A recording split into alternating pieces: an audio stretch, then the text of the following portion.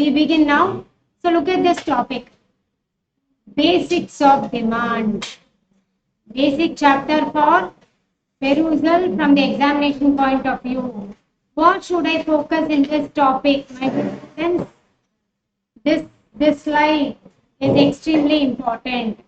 What should I focus in this topic? Okay, without this, you cannot come to the examination hall at all.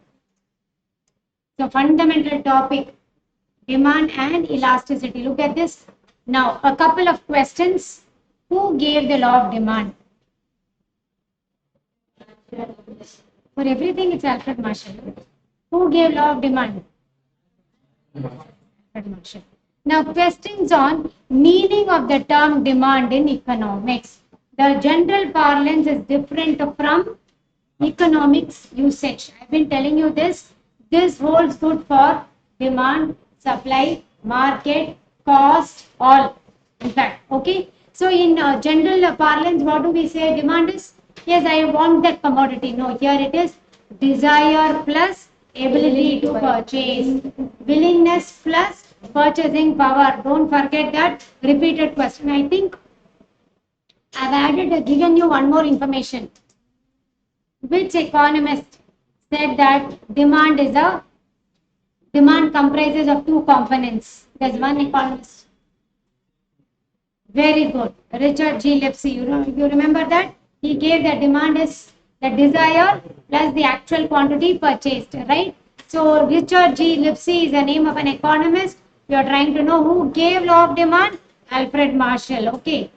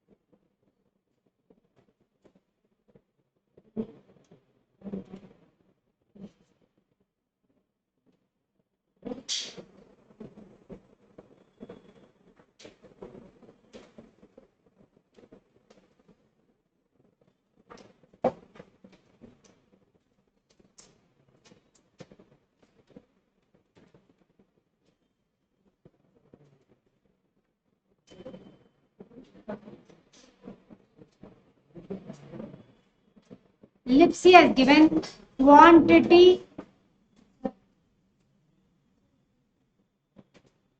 or actual quantity purchased. He has given like that. So this is what we call as purchasing power or ability. The concept of purchasing power or ability to buy, ability to purchase.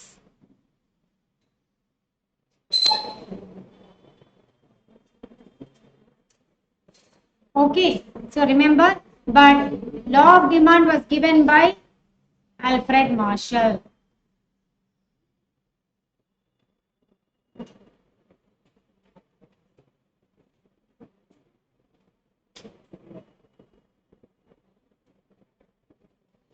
Okay, now let's move on to the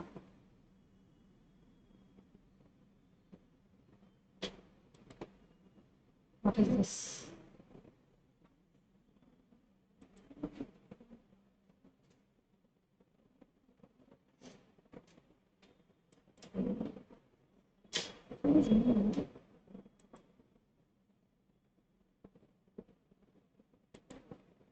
Okay. PowerPoint. Yes. Now look at this. Questions on meaning of the term demand in economics is important. Next one. Table and graph based question. For example, change in demand and quantity demanded. Please note it as very important. You cannot see a paper without this. Change in demand and quantity demanded. Remember, under change in demand, it is price which is a passive factor. Under change in demand, price is a passive factor. Factors other than price play an important role. It can be income of the consumer, availability of substitutes, taste and preferences, etc. In change in demand, price plays a passive role. Whereas in change in quantity demanded, that change is brought about by what? By price. So price is a passive, not a passive factor, an active factor. In change in demand, we call increase and decrease. Whereas in quantity demanded, we call it as expansion and contraction. Please remember that point. And which is an increase in the quantity demanded, which is a decline in the quantity demanded. You have to understand for both change in demand and quantity demanded. So a lot of aspects are there regarding this. I have also questions for you on that. Now coming to concepts, please note down these concepts which is asked. Giffen effect, demonstration effect, income effect, substitution effect. Giffen effect, demonstration effect, income effect, substitution effect. What is Giffen effect?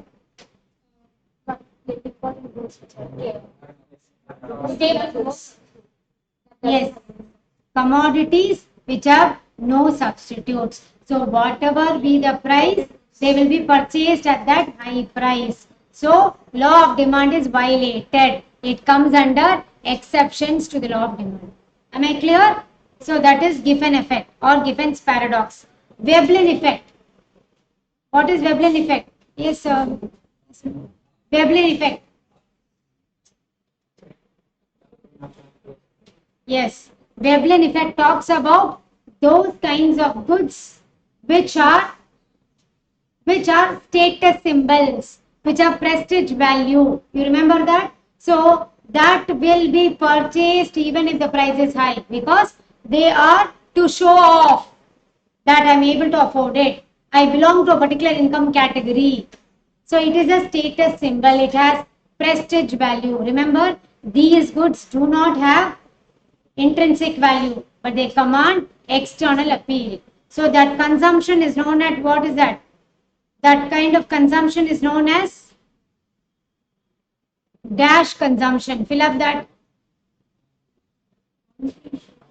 Conspicuous consumption. Very good. So it is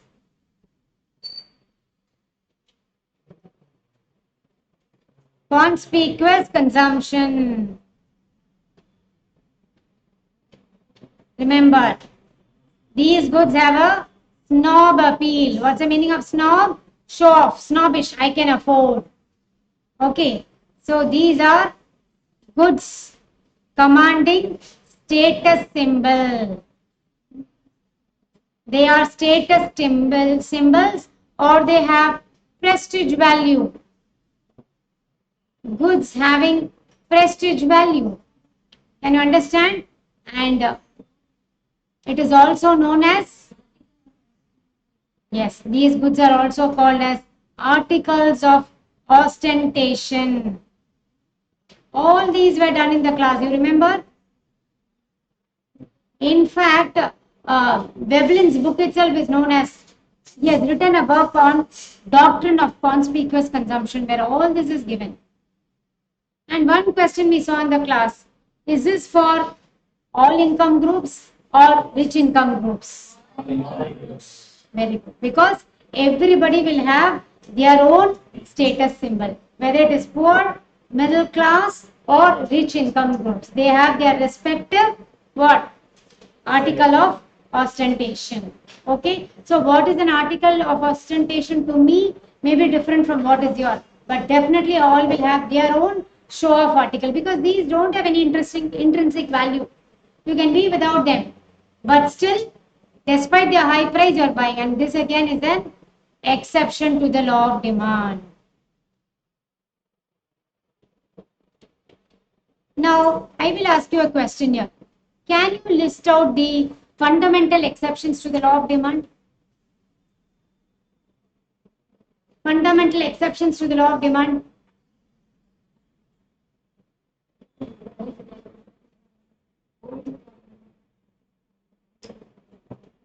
Exceptions to the law of demand.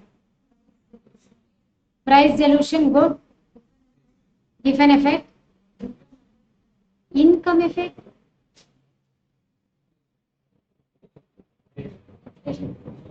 Inflation. Yes. Inflation, scarcity, price dilution, speculative effect, given effect and Veblen effect. Okay. So they are exceptions to the law of demand. Can you understand that point? Make a note of it. Okay.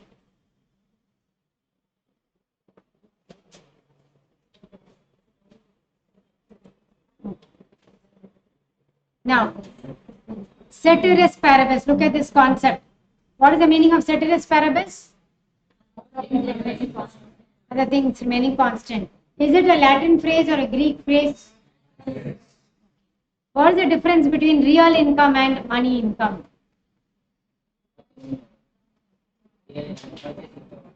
Yes, real income is a purchasing power or price adjusted income, and money income is also known as nominal income. Okay, please understand. Under income effect, what are we studying? We are studying about real income effect.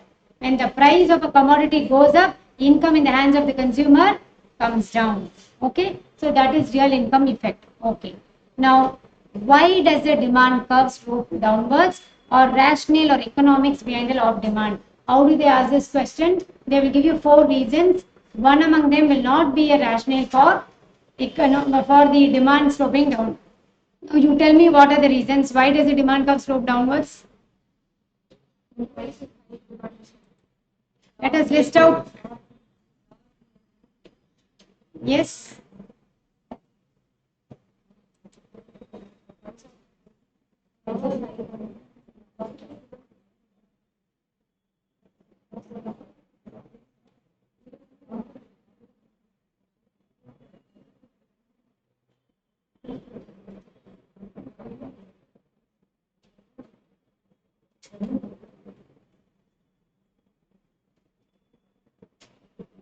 Yes, tell me.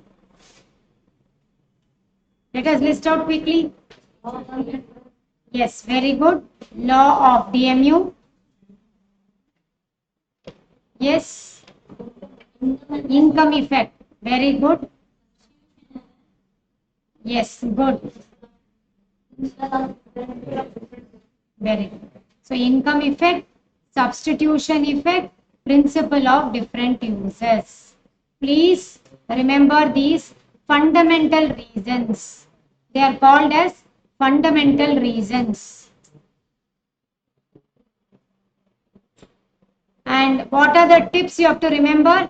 I am not teaching this again, but here you have to remember sacrifice, satisfaction.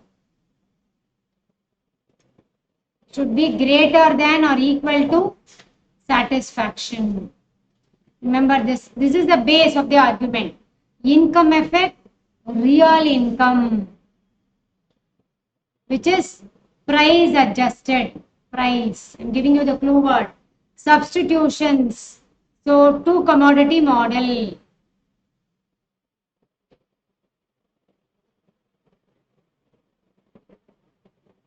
Two commodity model in a demand analysis is known as what demand? Cross demand. Remember that. Principle of different uses. That is, you remember the example of electricity. Economist, example of electricity. Do you remember all this, my dear students? Can you remember these points? Just a recollection.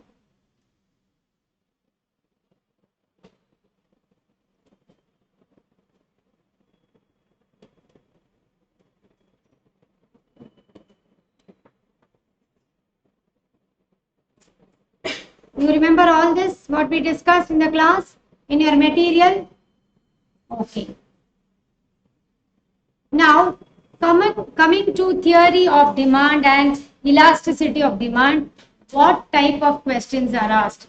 First of all, definition of demand in economics, and in features you will ask correct and incorrect. This is, they'll give you 4 features. For example, the example question is also there. Then determinants of demand. You remember set of determinants we saw. Apart from price, income and cross, weather conditions, geographical location, wants, taste and preferences. Yes, technological changes, whatever. I mean, technological change is not for consumer, it will be for supplier. Supply analysis.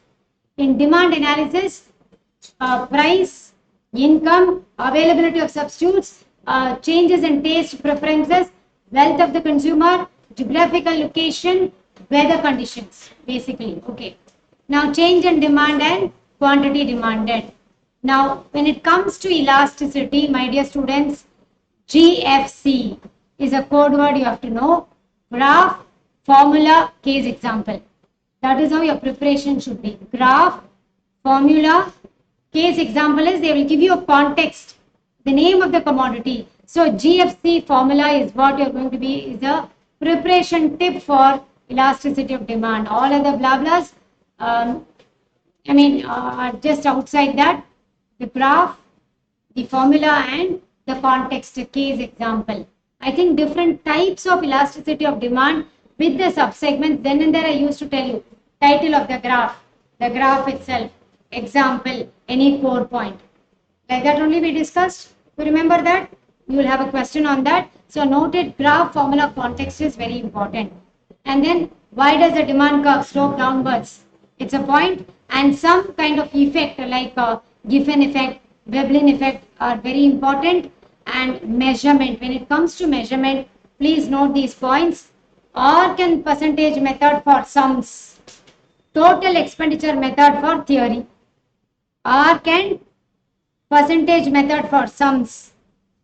Point method, there's only one type of question they'll ask you, same thing, midpoint, wherever it is. And total expenditure method is theory question. Please note these 3 points. For arc and percentage, you have sums, right? You know, you have the formula, isn't it, for both of them? And in point method, you remember that diagram for point method? I told you, repeated question. We have a G class exercise, there we will do.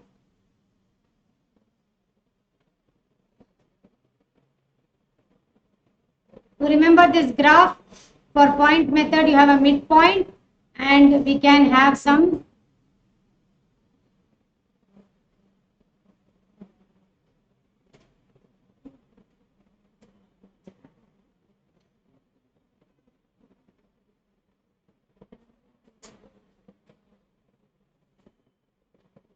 isn't it? At each point, what is the elasticity? Can you tell me? ED is equal to? Sure? Sure?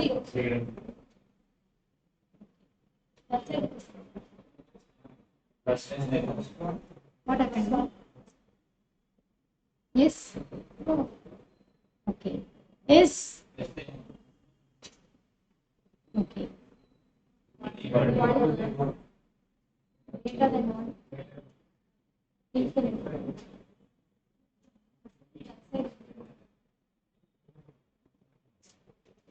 Yes.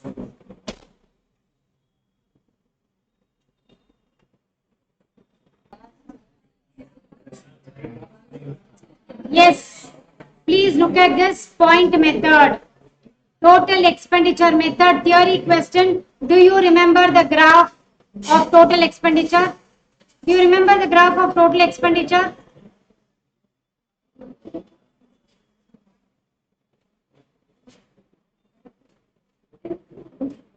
Do you remember something like this? Yes or no? TE curve. You remember that? X and Y. And I'm understanding that you know what comes under x-axis and y-axis, tell me. Okay, price.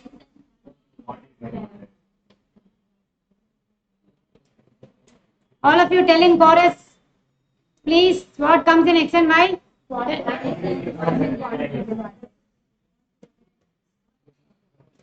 Wrong. Total expenditure will come in the x-axis. I told you, no. Don't make that mistake because they will ask you this. See, you must be well prepared. Here you will have total expenditure. Look at the classroom material, the graph, I will show you that. See, look at this. I thought of revising this and all with you. What is that called as? What is the coinage I gave for rapid fire rounds? Quickly, I will ask you these questions and release the answer here. I was thinking. Look at this. Okay. Yeah. So please look at this material, my dear students. I have some small material for you.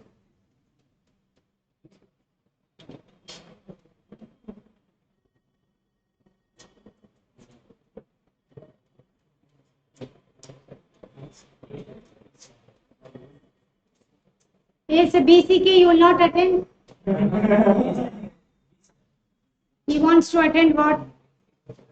Everything. You have to attend all my classes without fail. Okay. So look at this here. From synopsis, everything has been given to you.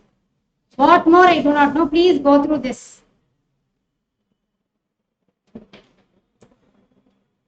See this. Have you even touched the material so far?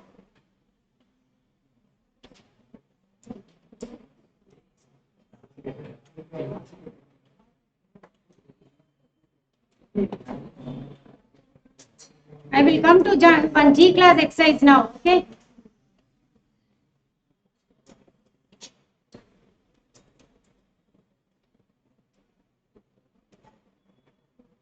See, all this we have done elaborately. Okay.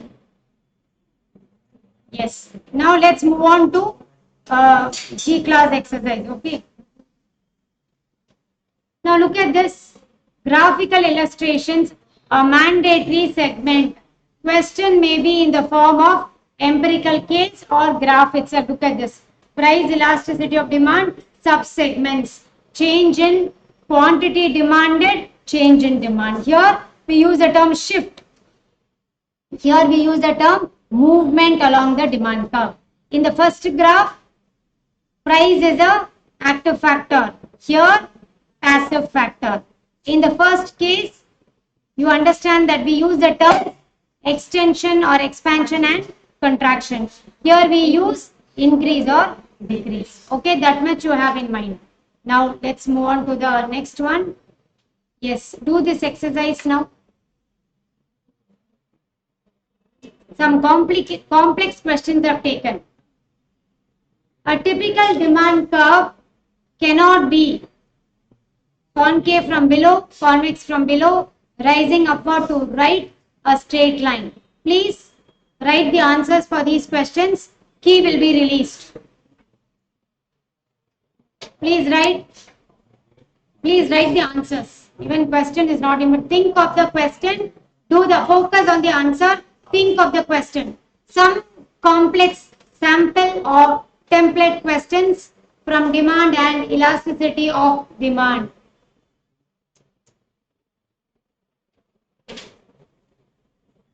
Yes. Now, please continue. In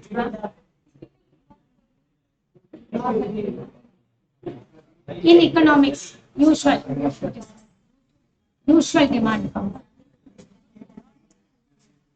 Because if we don't use the term typical or usual means, we know it can also be a little different, right? That is the reason why. Price elasticity is found between 2 points. It is known as. Then slope of the demand curve is determined by elasticity of substitution between two perfect substitutes. Then fourth one is law of demand is. So please do these 4 template complex questions from the chapter.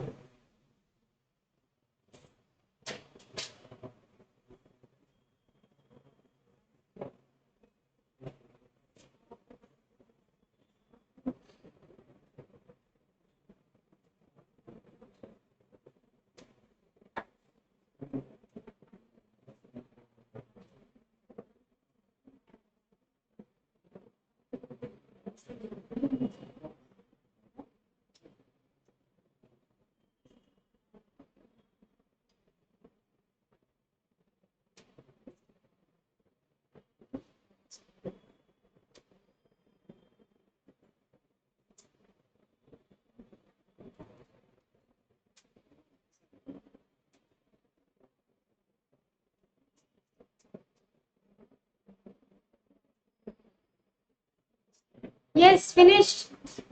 Can we release the answer key? Have you all written? Done the exercise? Have you thought of the answer for this? 4 model questions.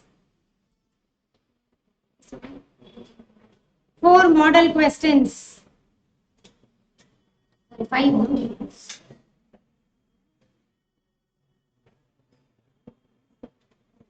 Vishnu Priya? Yeah. So have you answered? Now let us go to the answer key. Here I am going to go to the PPT point so that you will know.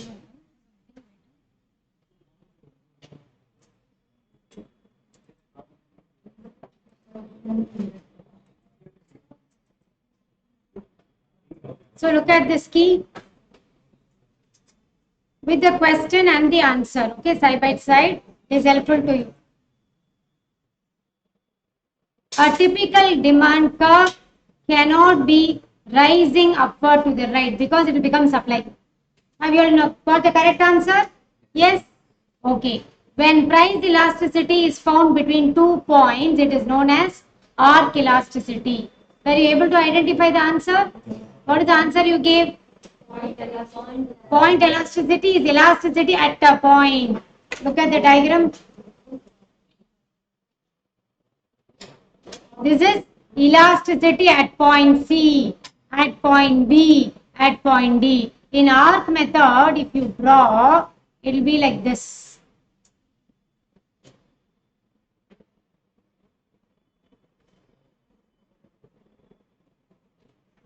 It will be somewhat like, between 2 points. I'm not drawing it, it's an indifference curve, but I'm just showing you this. Between 2 points and you will have this line. So I can just draw a curve, demand curve, and you can mark 2 points and you can draw a line like this. This is a diagram used for arc method. Okay, so point method is elasticity at a point. That is why this question is asked. At point D, what is the elasticity? At point A, what is the elasticity? In arc, arc itself has 2 points, right? So that is what is given here. See, that is one important answer you should note. Then third one, slope of the demand curve is determined by its own price. Isn't it? We all know. It's not factors other than price. It is not any of these or none of these. When you say demand curve, quantity demanded determined by its own price. Is that clear?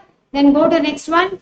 Elasticity of substitution between 2 perfect substitutes. Infinity. Endless.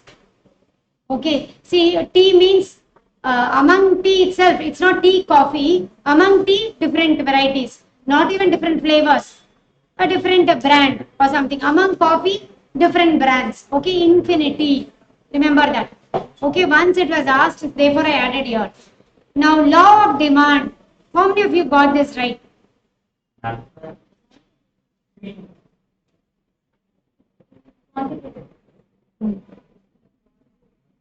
Qualitative, because it is derived from DMU. I think I made that statement in the class also. Law of demand is embedded upon or derived from law of DMU, which is purely a subjective phenomenon. Is that clear? So, we are only using numbers to express that. So, otherwise, what is the base of that? What is the premise of law of demand? Qualitative qualitative aspects. See, that is why we are using the term sacrifice, satisfaction. You remember that with mangoes, I think we discussed, one mango is giving 50 utils, okay, and the price of that mango is 50 rupees. Second mango, as per DMU, will give you only lesser utils, but the price will be the same. Who will buy? They won't buy. So unless the price also comes down, second mango will not be purchased. You remember? Yes. So that is based on sacrifice and satisfaction, which are subjective phenomena. Remember this. Is that clear? So is there anybody who has got 5 on 5? 4 on 5? Yes, what was the only one mistake you did? Second. Yes. Now we are going to the next. Please take up this question also. True or false exercise. Do this. True or false. All of you, it is enough if you write the answers, read the question, focus, write the answer. And whatever is discussed today, please take them as template questions. You yourself found where you are not confident, where you need to revise, what type of direct and complex question. I have given you a mix of both.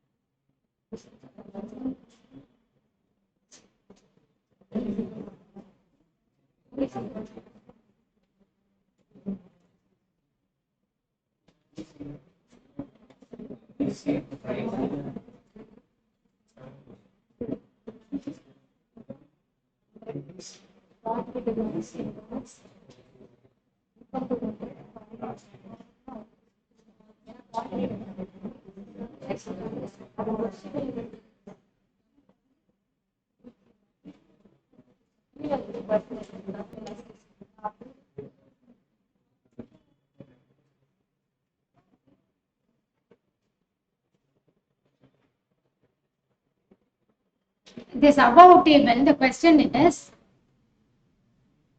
the above table, is it unitary or zero income elasticity? Or understand in that way, it is or.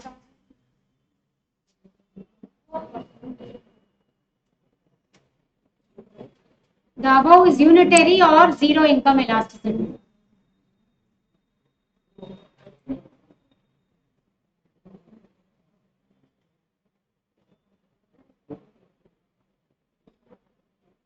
Have you done the questions? Work it out and just think whatever we did in the class.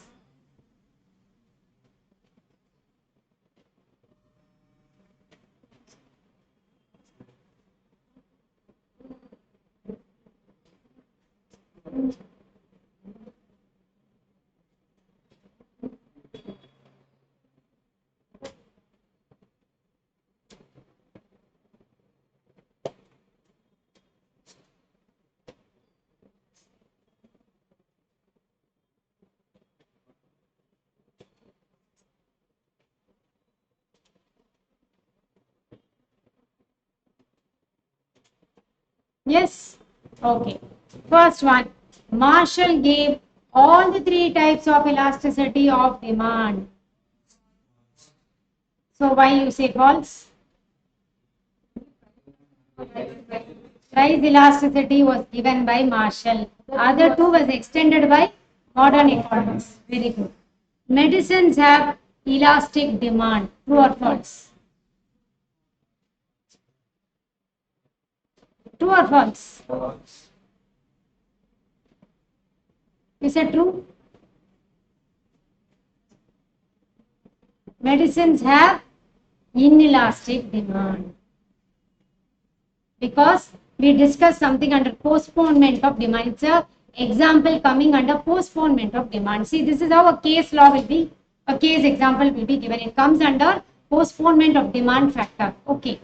Now, income in rupees is given, quantity demanded is given. Now, the above, is it a unitary or zero income elasticity? Look at this. Zero income, you're sure? Or unitary? For unitary, what it will be then? Where will be the change or what will be the change?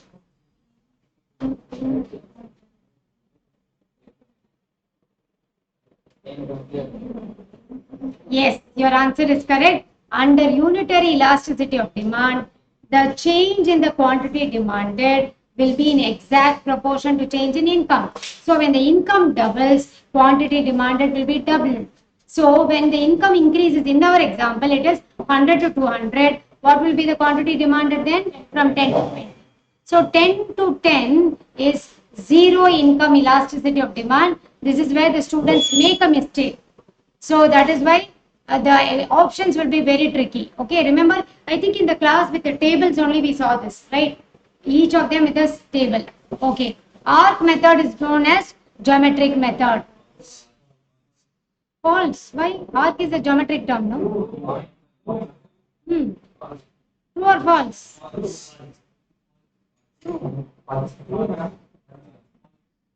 Arc is geometric, no? I told in the class. What did I say in the class? That is not. I told. I revealed the answer in the class itself. Huh? Okay. No confusion. Repeated question.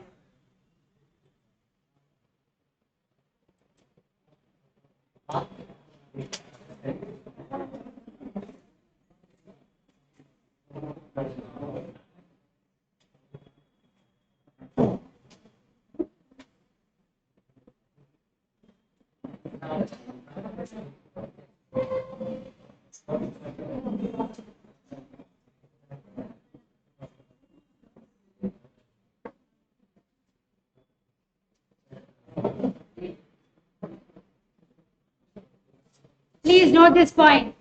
What I told you in class is arc is a geometric term. So we will be deluded to take arc method as geometric method. But the fact is point method is alternatively known as geometric method. Please make a note of this here. Every time this question is asked, and this diagram is also very important regarding point method. Okay, please make a note of it. Yes. Then in case of substitutes, EC is negative. Cross elasticity of demand is negative. True or false? False. Why, Vijayanandam, it is false? What is the others? What did you do?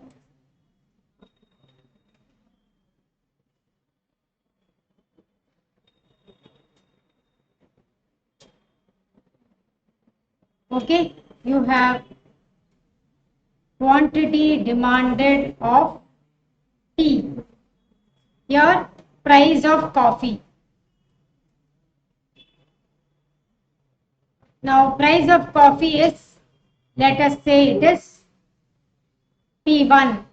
At that time, quantity demanded of tea is P1. Okay, price of coffee goes up to P2. Then quantity demanded of coffee will come down, that of tea will increase. So your T2 is like this. So look at your demand curve now. So here EC is positive.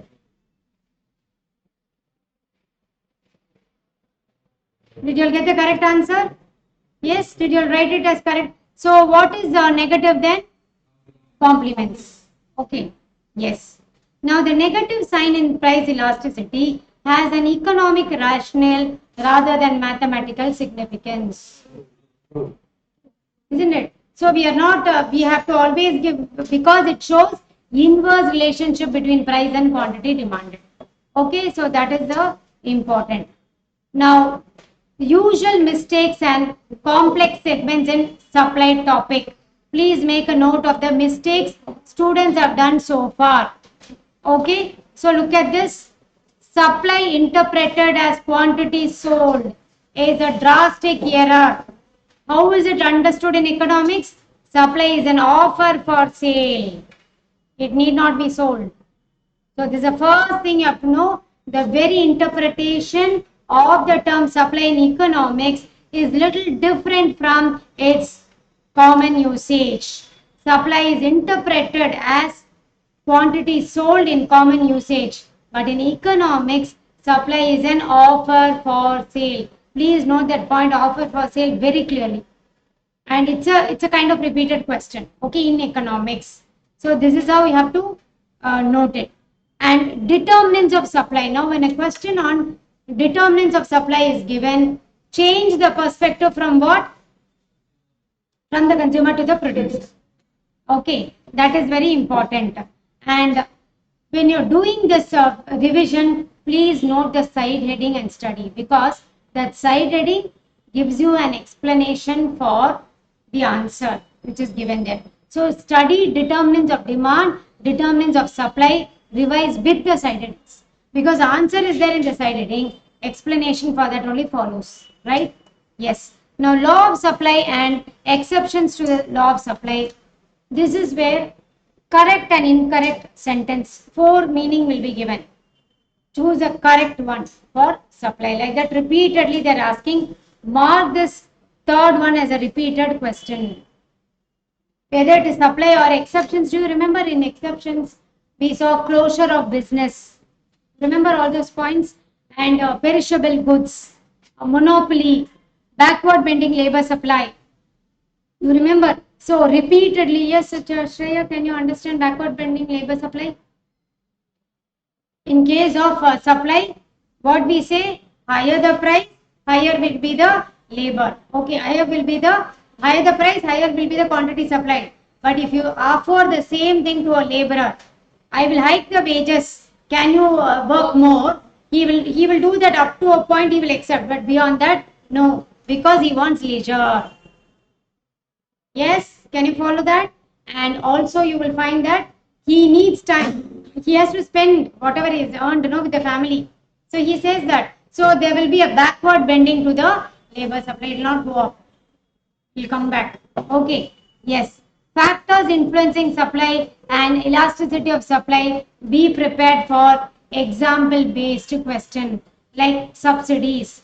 That if the government has revised the subsidy, or if there is a tax which is levied on commodity, like that they will give you as an example based question. Okay, be prepared for it. Then elasticity of supply, my dear students, ES greater, ES lesser should be carefully marked. I think in the class itself when we do, I showed you with that only. I will show you the material now. And ARC method and percentage method, same formula only as demand. So mark it for what? Sums. And ARC formula, study it in words. Have I told you that in class? Study it in words because notations are confusing. Is that clear? Okay. Now look at this. Change in supply versus change in quantity supplied. The difference between this and demand is that will be upward sloping, this will be downward sloping. And supply is a very, very short subject, but still all of them are important. Now, look at this, and you are going to give the title of the graph for all this. Please do this exercise. We are revising the graphical segment, which is very important. So, starting from this all, I want you to give the title of the graph. Please take your pen, look at the graph, give the title. So we have given the formula, we have given the graph. You are going to give the title for the graph.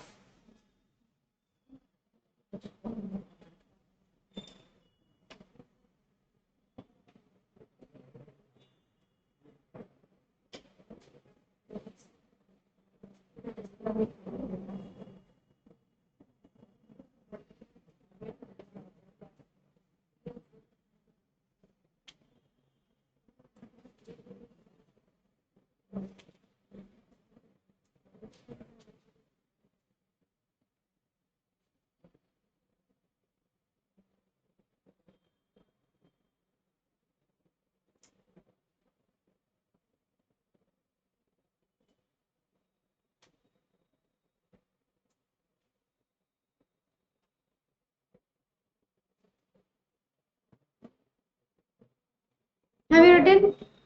Finished? Thinking. Title of the graph. Diagram is given. You are going to give the title. So you take this as first, second, third, fourth, fifth. Do it like that.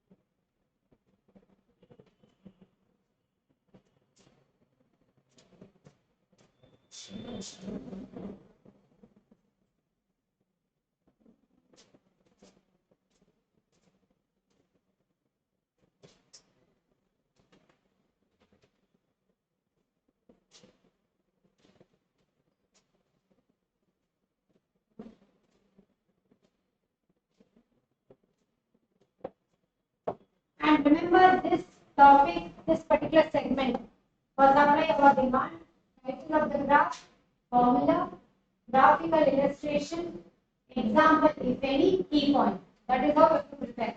So any one of this will be asked. Okay, so that is how we are going to devise.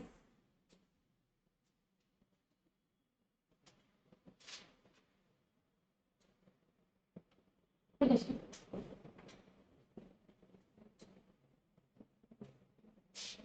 This is one more graph for us. Have you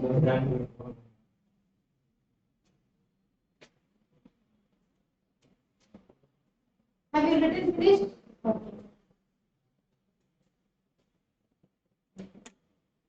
Okay, the first one, ES greater than 1. What is it called as?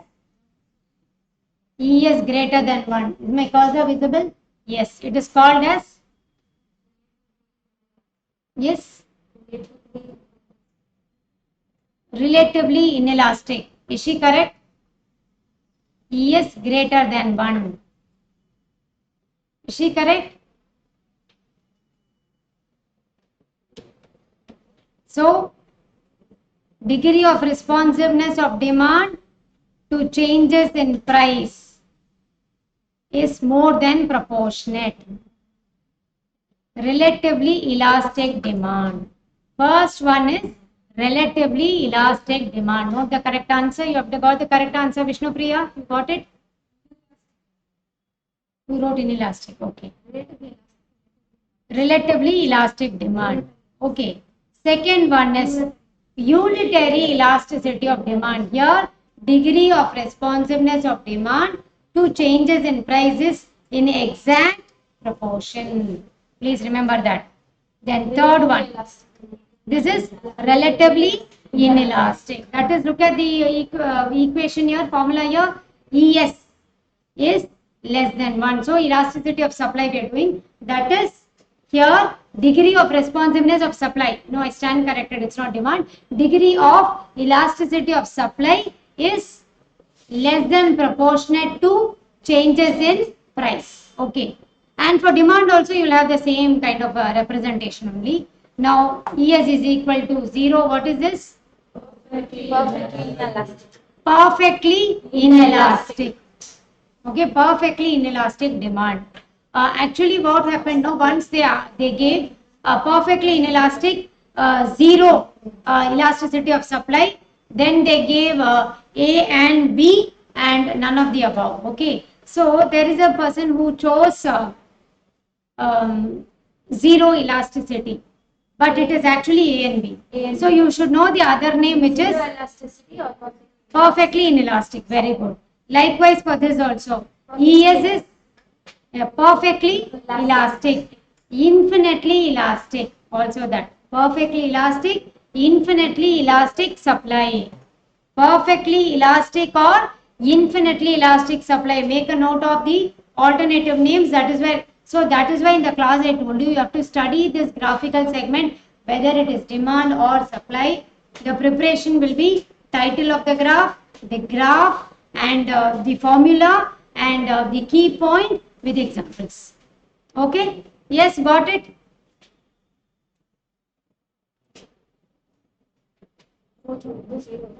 So before going into the equilibrium analysis, my dear students, I am scrolling down our material. You are going to tell me which segment is you are not thorough with or what so far what we saw. Let me go to directly elasticity of demand and supply, those slides. Please look at this now. All the three types of elasticity, additional notes are given. Look at this. For objective, we started itself with objective type. Remember that, isn't it? And these slides, why they were added is meaning of the term elasticity. Okay, that is very important. So, four different things. Degree of responsiveness is a repeated question. Elasticity measures the degree of responsiveness of quantity, demand or supply, whatever it is, to changes in price. So they will changes in income, they will change accordingly and they will give you. Okay, so remember fundamentally it is a degree of responsiveness of demand or supply to changes in price.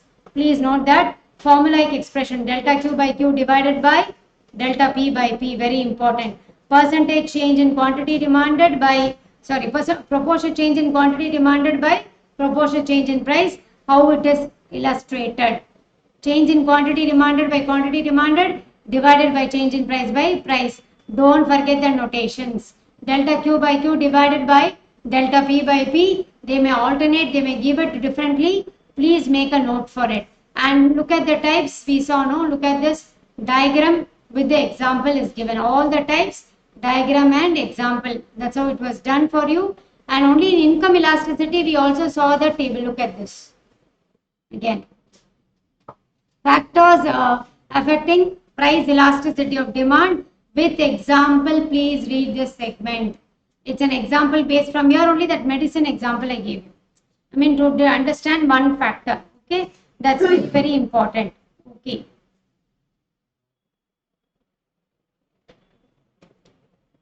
Income elasticity. So look at this. Very important segment. Very important segment. Okay. With a table we have done. So look at how greater than 1, less than 1, etc. Ray diagram. Remember, I told you that earlier we had this ray diagram, but also we saw different types of diagrams for income elasticity of demand as well.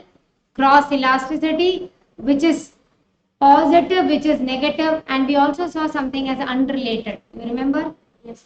Unrelated. Do you remember that? Yes. So what is that for? In that case, EC is equal to EC is equal to 0. Remember that point. Okay. Yes. The negative sign. Regarding that we discussed. Look at the measurement percentage method. Go through the examples we did in class. See, my dear students, this is the total expenditure method, also known as total outlay method. Remember? So far they have not asked computation, though we did in the class. They are only asking regarding this TE curve. Remember this point very clearly.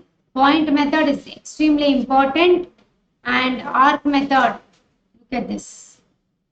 Original quantity minus new quantity divided by original quantity plus new quantity. Whole thing divided by original price minus new price divided by original price plus new price.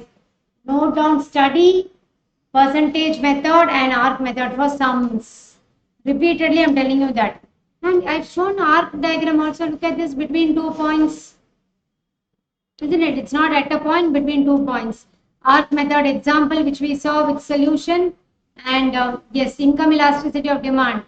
Delta Qx by Qx divided by delta, it's not, it's delta Y by Y. So delta Y by Y divided, delta Q by Q divided by delta Y by Y, Y stands for income.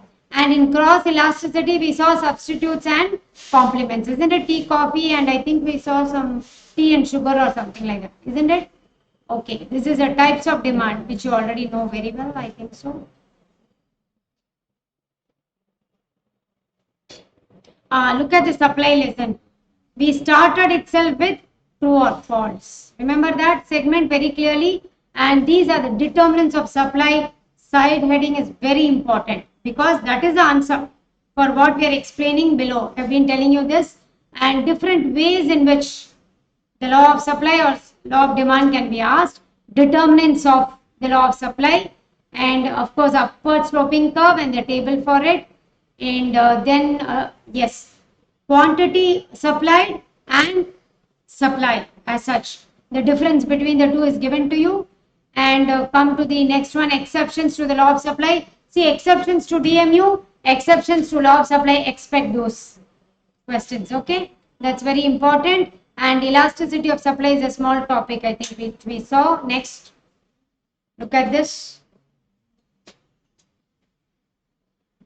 Yes, the diagram which we saw now. And look at this measurement of elasticity of supply, delta QS by QS divided by delta Q by P. Okay, and then the arc method, same formula. And this is what, no, look at this, determinants of elasticity of supply using ES greater than 1, ES less than 1 symbols. So look at the side headings, nature of the commodity, time factor, availability of infrastructure, cost of production, availability of inputs, risk-taking ability of the entrepreneur. Please look at this for a minute, and I am going to ask you to write greater than 1, less than 1. Revise this for a minute. I am giving you time, and now you have to give greater than, less than. You have to write it. That is an exercise.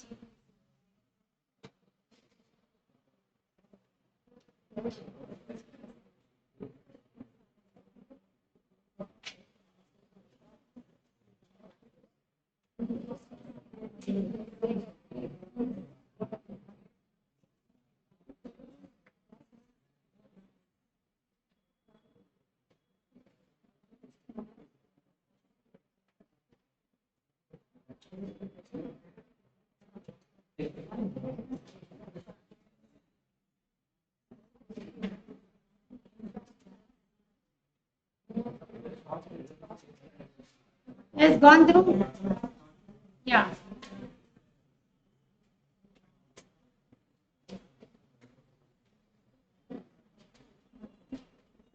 Which is ES greater than 1, which is ES less than 1, you have to tell me. I will ask you that, and you have to say whether it is greater than 1 or less than 1. Okay. Because remember, it is greater than 1 and less than 1, which are real life examples, rather than perfectly elastic and perfectly inelastic. No, they are theoretical constructs. We have seen that. And unitary is a rare phenomenon. What is more practical? Relatively elastic and relatively inelastic. Okay. So have you all gone through this? So that I am going to question you on that.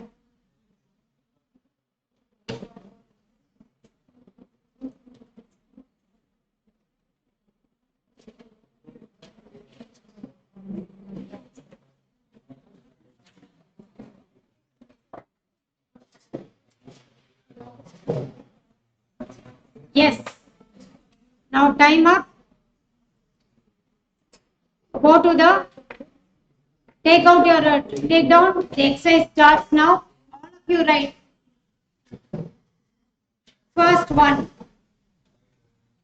So the option is between ES greater than 1 or less than 1. Okay. When the cost of production is more. Write the answer. No need to verbally give the answer.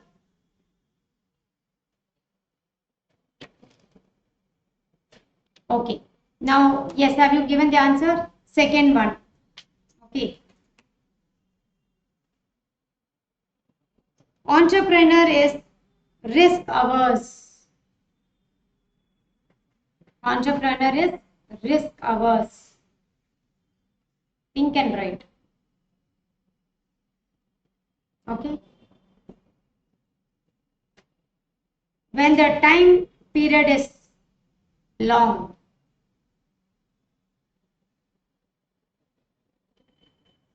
Okay. When the commodity is perishable.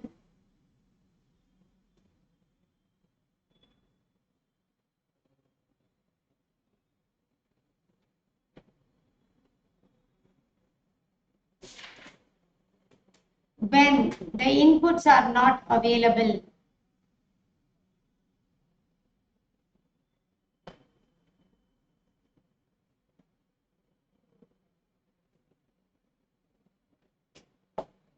When there is availability of infrastructure.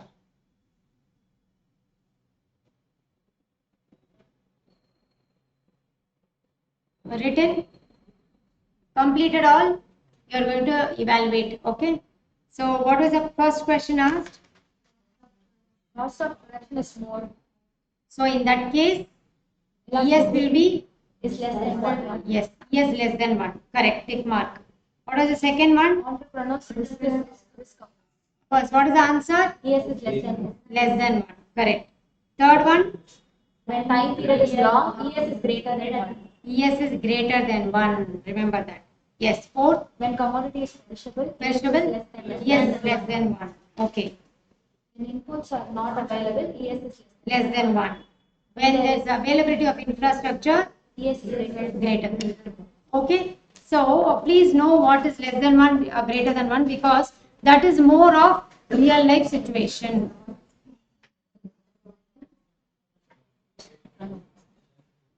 So, we are going into equilibrium analysis. Okay. This is the fundamental graph you have to have in mind, and you're going to answer the questions. Now, what is exclusive about equilibrium? You saw demand analysis separately, supply analysis separately. When both meet or intersect, that point is called as point of equilibrium, right? So that is what is shown here. And here we see a case where, in this case, your demand is here, but your supply is here, which means what? Excess supply. Excess supply means less price, isn't it? Equated with price and C. Yes, Shreya, why are you blinking now? Do you follow the point? So this is equilibrium point. This gives equilibrium price, and this is the equilibrium quantity. At this price, and what is equilibrium, by the way?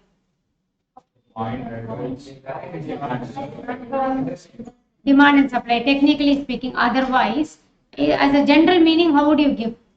This is graphically we say, where demand and supply curve intersect each other.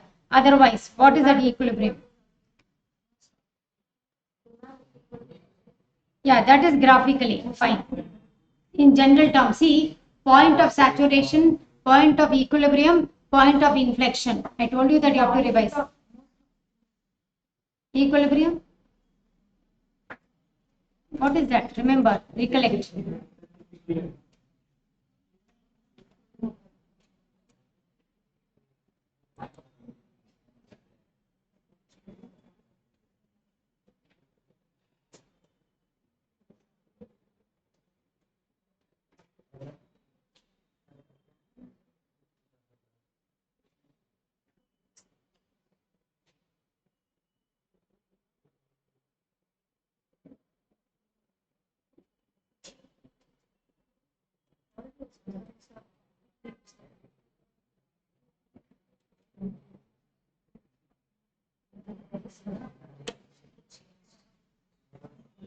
It is a kind of a stationary state. For a particular period of time, there will not be any change. That is, the quantity is fixed, price is fixed. This quantity will be sold at this price is given for a specified period of time. There will be no tendency on the part of the, on the market players to change. That is what is meant by equilibrium point. No inclination, no tendency to change at all. So that is how we understand this diagram. Look at this. Now, when price is given, if I want to raise the price, what will happen? Supply is in excess of demand, which will push the price down. Suppose if I say, let me lower the price, why should this be? Demand is more than supply. Look at this. Red is demand, green is supply. So supply is lesser than demand here. So excess demand will drive the price upwards. So what are you getting from this fundamental graph? When demand is more, price will be more. When supply is more, price will be less. With this, you have to address the questions. Do you understand that point clearly? Do you understand that point clearly? Yes? Pardon, ma?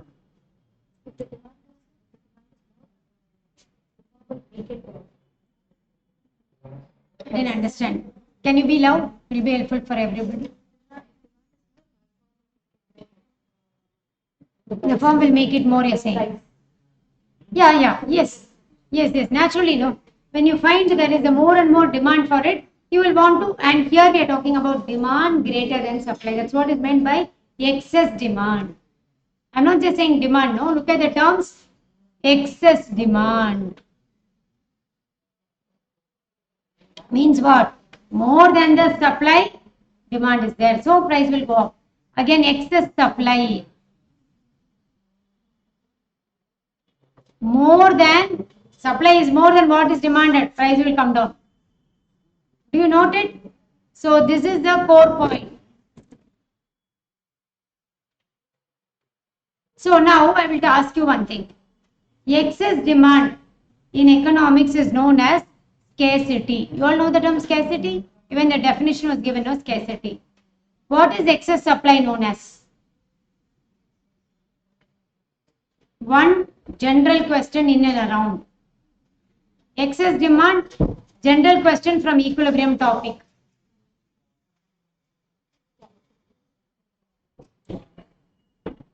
General question from equilibrium topic.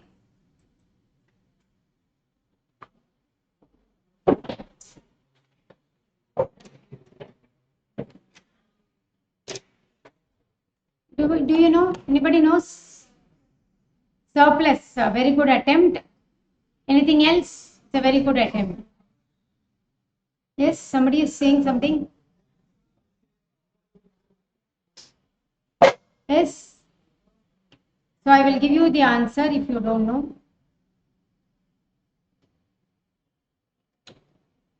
Glut. Glut. This is a general question, unexpected, a bit new and a technical one. Surplus is a very good answer. Glut. Excess supply. Now, the term excess only brings about this change in the price. Remember, we are not just saying demand supply, excess demand, demand over supply, excess supply, supply over demand. Okay. Now, based on this, so look at this surplus shortage. So what should you do? You should go through the basic graph to understand the attempt any question. You should be strong in the first graph and the other graph. For example, when the rise in demand is greater than rise in supply, what happens to price? Like that you have to understand from the basic graph and then only you have to move to the other graphs. Okay. So you are going to take up this exercise in the equilibrium topic. Now look at this.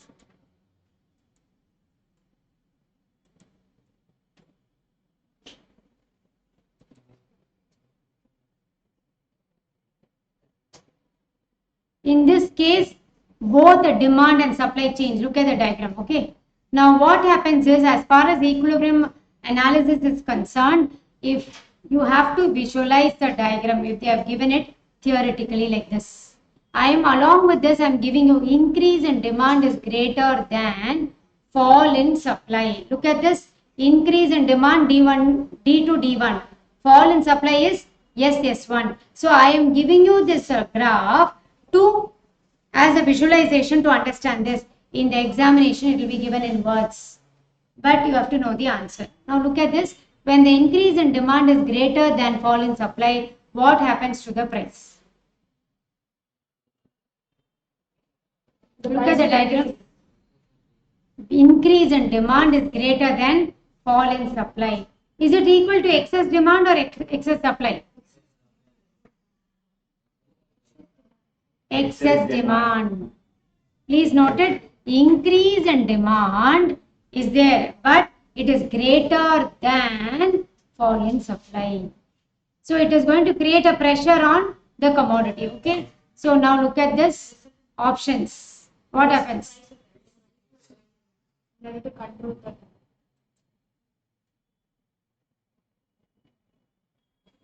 So price rises is the answer.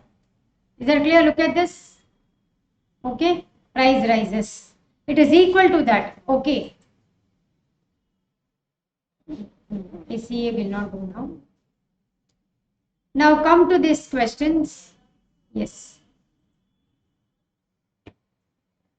Please do these questions now. I will ask you to do few questions. Do the 10 questions now. First 10. Okay.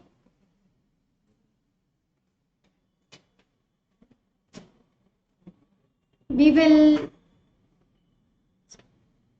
It's not.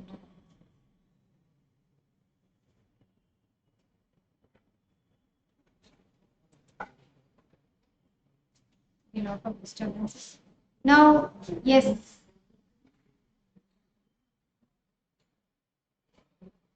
Yeah, those questions I wanted to show you.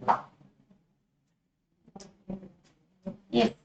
Please do the first 10 questions, like a rapid fire round. You can read the question and do the answer. Just give the answer only. Write the answer only.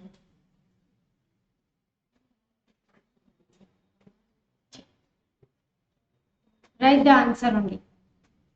Okay, first 10 questions as a rapid fire round you're going to do.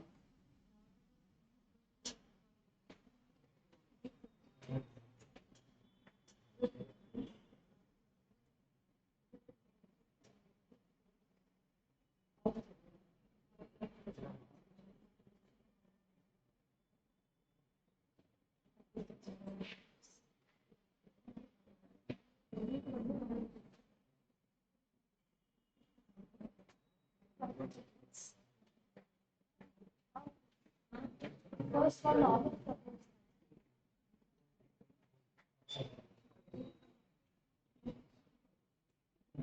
Okay, have it. Just do it. We will see the answer. Okay. Hmm. Okay, go to the next one.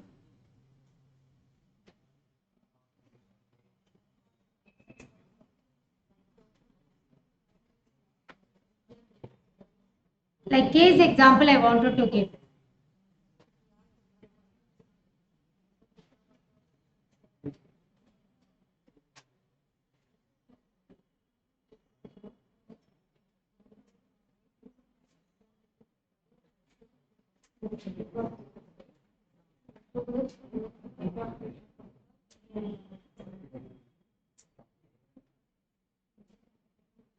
Do it. And I'll tell you something for the first one also. Do the 10 questions. In which question? Can I scroll down? Are you in third one? First, second over?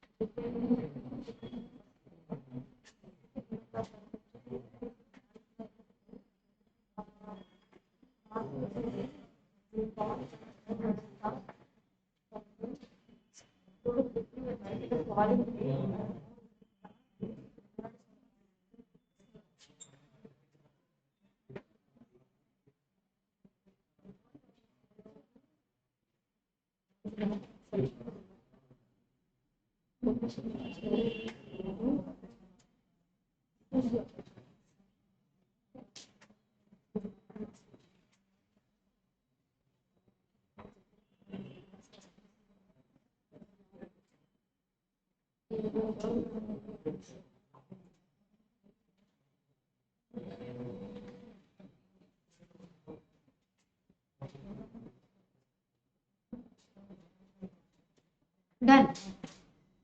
Should I scroll down further?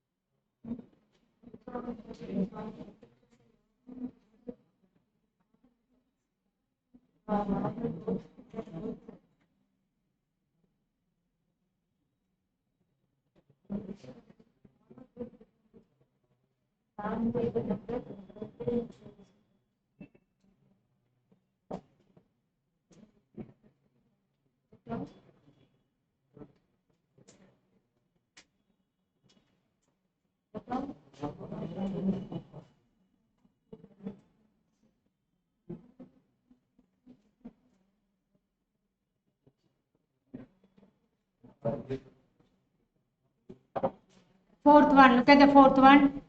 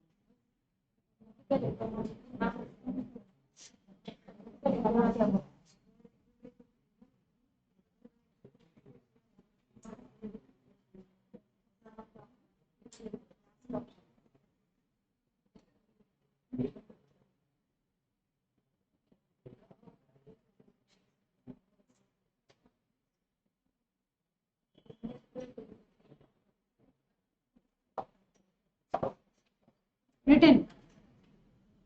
Sixth one, have you done? Seventh.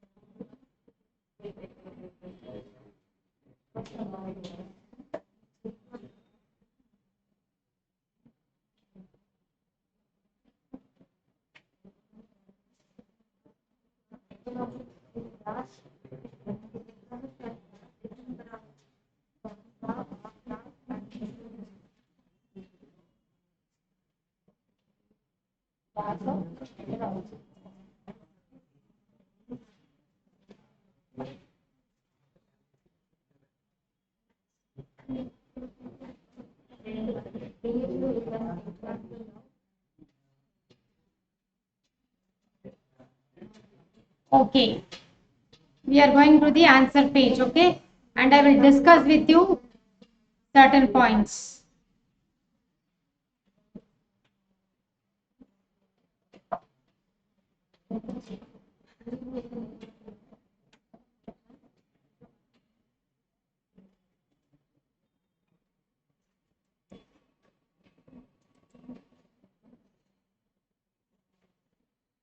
Yes. Now, my dear students, first question is not all of the above because all of the above is not given. Among the given, value judgments is the most appropriate definition of a normative criteria.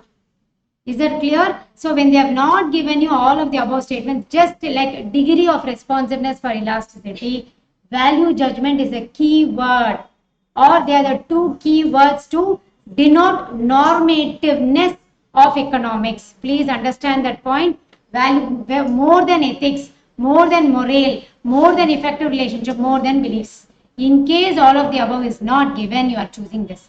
Am I clear?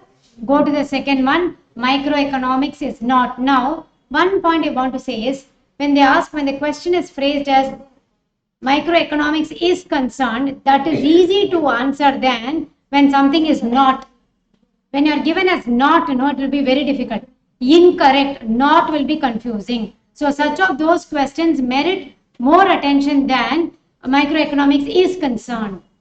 Can you follow my point? Okay, now look at this. Infosys, Reliance, Food Corporation of India and Indian economy. So how many of you chose as Indian economy?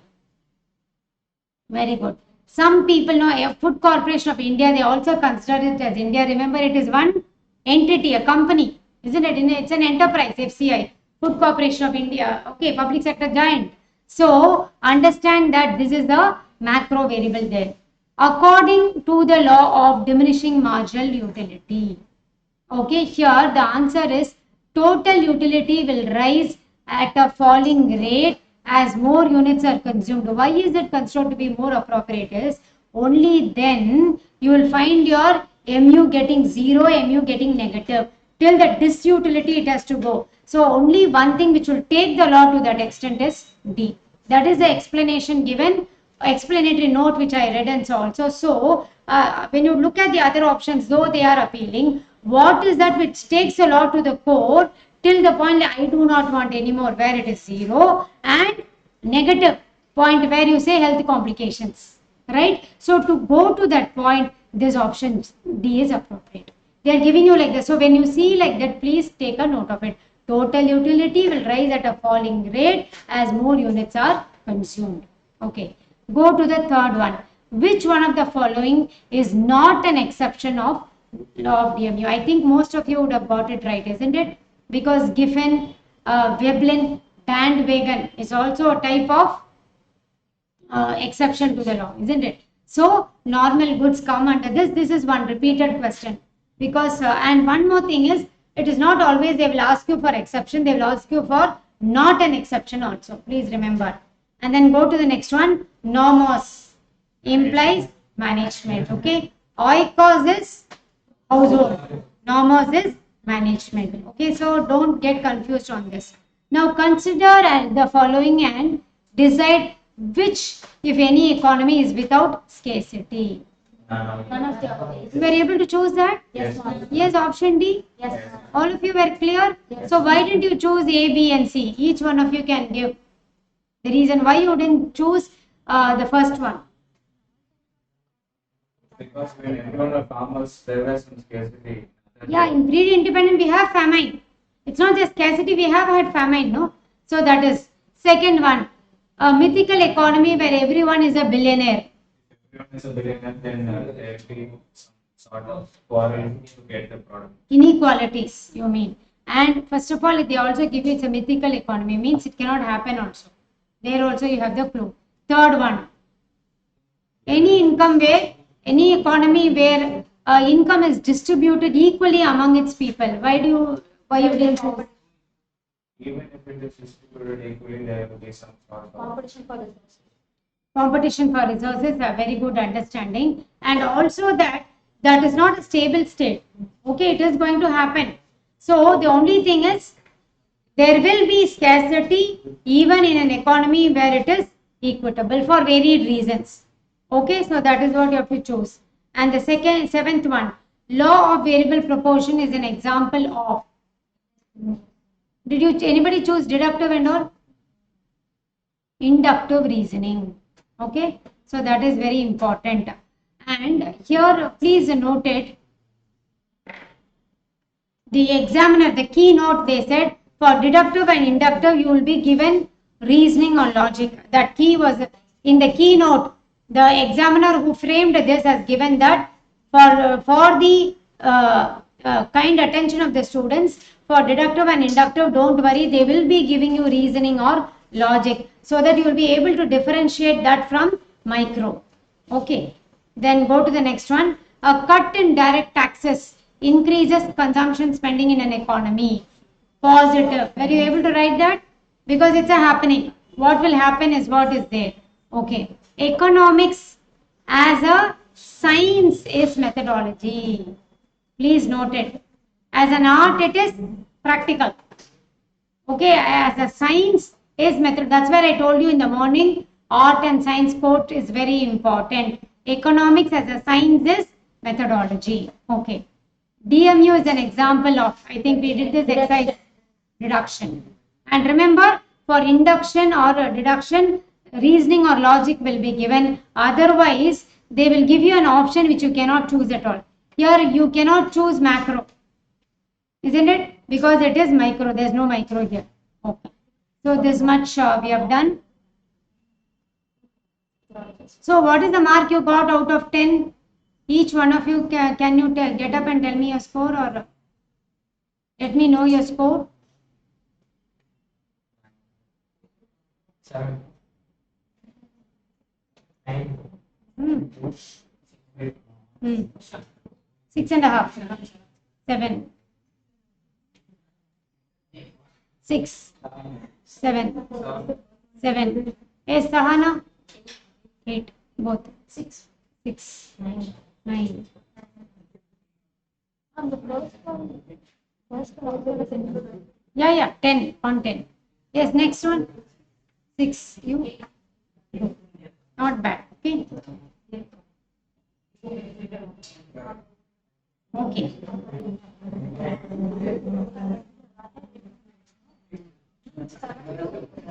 Well.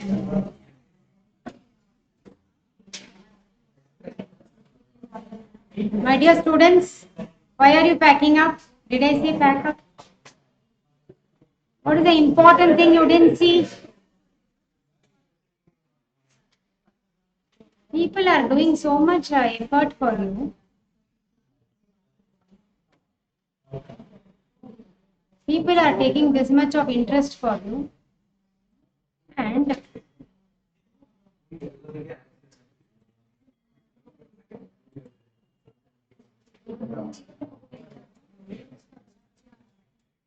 you must have a look, isn't it?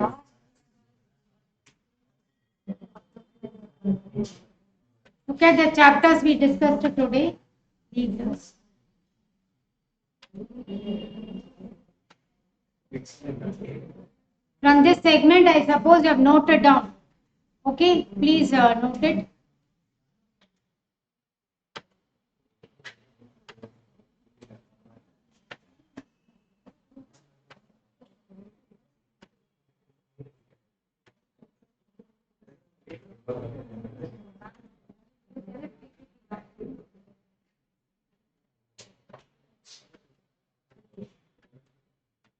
I will think and reply. Should it be sent or not? Okay. Or those who are asking in their WhatsApp, I can send, but you will take from your. Will send. But that should not prevent you from attending tomorrow and day after tomorrow sessions. That is my worry. Yeah. That assurance, if I give, will people come? Okay. Yeah. People are there and lifting the bag itself.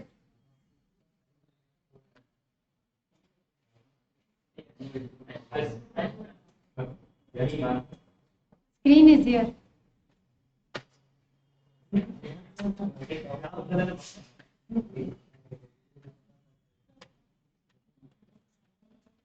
All these efforts.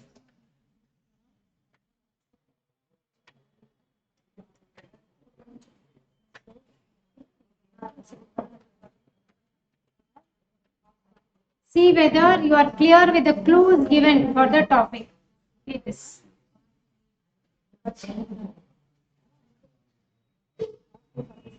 Okay, I think with equilibrium analysis we have done comfortably well. We will continue in tomorrow's session. Okay.